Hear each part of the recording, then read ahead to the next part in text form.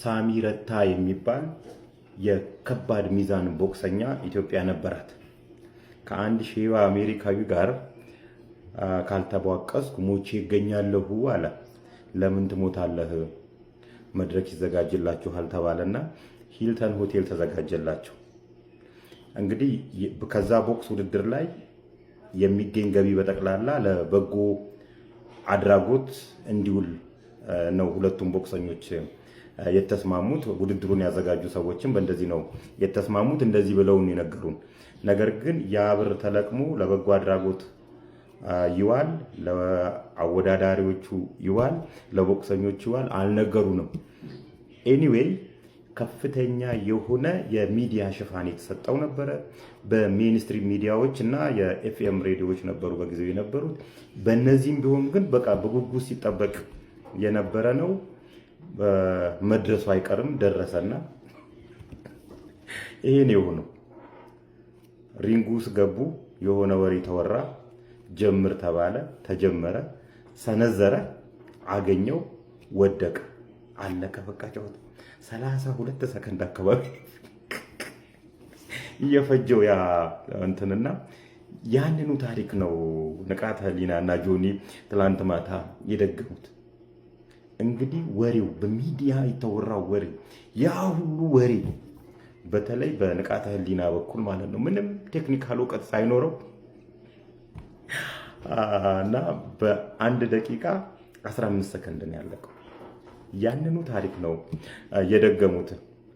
በዚህ አጋጣሚ ግን ይህንን ውድድር ያዘጋጃችሁ ሰዎች እግዚአብሔር ይባርካችሁ። እውነት ለመናገር ሁሉም ነው አሸናፊ የሚሆነው።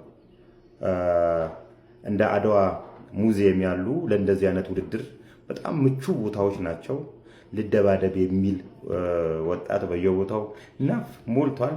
ዘኤዶ ማርሻል ያለው ግን በየቦታው ነፍ ነው። እነ የሚሉ ሰዎች ነፍ ናቸው። በሚዲያ የሚያሟሙቁ ሰዎች ነፍ ናቸው። ስለዚህ ሁሉም ዊን ዊን ይሆናል ማለት ነው። ከፍሎ የሚገባ ከፍሎ ይገባል፣ የሚቧቀሰው እንትን ይላል። በተለይ ስፖርቱ ያድጋል።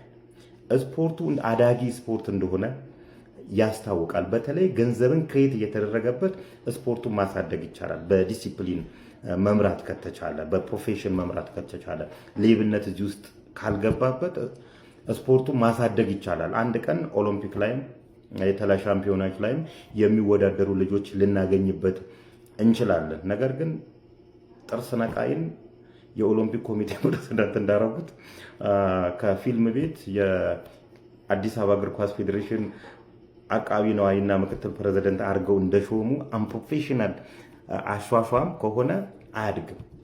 በተለይ የሀገራችንን ስፖርት ያቀነጨሩት ሌብነቶች ናቸው። ሌብነት ነው የሀገራችንን ስፖርት ያቀነጨረውና በእነዚህ በሶስት በዲሲፕሊን መመራት ከተቻለ፣ በፕሮፌሽን መመራት ከተቻለ፣ ሌብነትን ከዚህ ውስጥ ማስወጣት ከተቻለ ይሄ ስፖርት ያድጋል። እድሉም አለው የማደግ እድል። ስለዚህ በርቱ። እነዘይዶንም አዘጋጁላቸው፣ ይቧቀሱ። በዚህ አጋጣሚ ግን በቅርብ ጊዜ የኢትዮጵያ ሞተር ስፖርት አሶሲዬሽን ጎብኝቼው ነበርና ይሄም ከሚያድጉ ስፖርቶች አንዱ ነው። ለምሳሌ ኢትዮጵያ የተለያዩ ከተሞች የራሳቸውን ኮሪደር ልማት እየሰሩ ነው ያሉት። እነዚህ ኮሪደር ልማቶች የሰሩ አካላት እንዲጎበኝላቸው ይፈልጋሉ።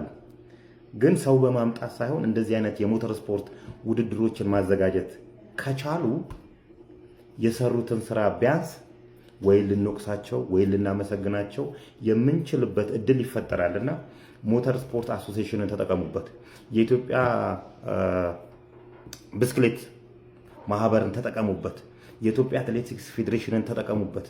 ስለዚህ አንዳንዴ ከእንደዚህ አይነት ሁኔታ እያየን ከእንደዚህ ከ1964 ጀምሮ የሚሉ ፖለቲከኞችን ወሬ እንደው ጋፕ እንላለን የነሱን ወሬ ላለመስማትና በርቱ ለማለት እፈልጋለሁ። ንቃተ ህሊና ግን ተረጋጋ አባቴ።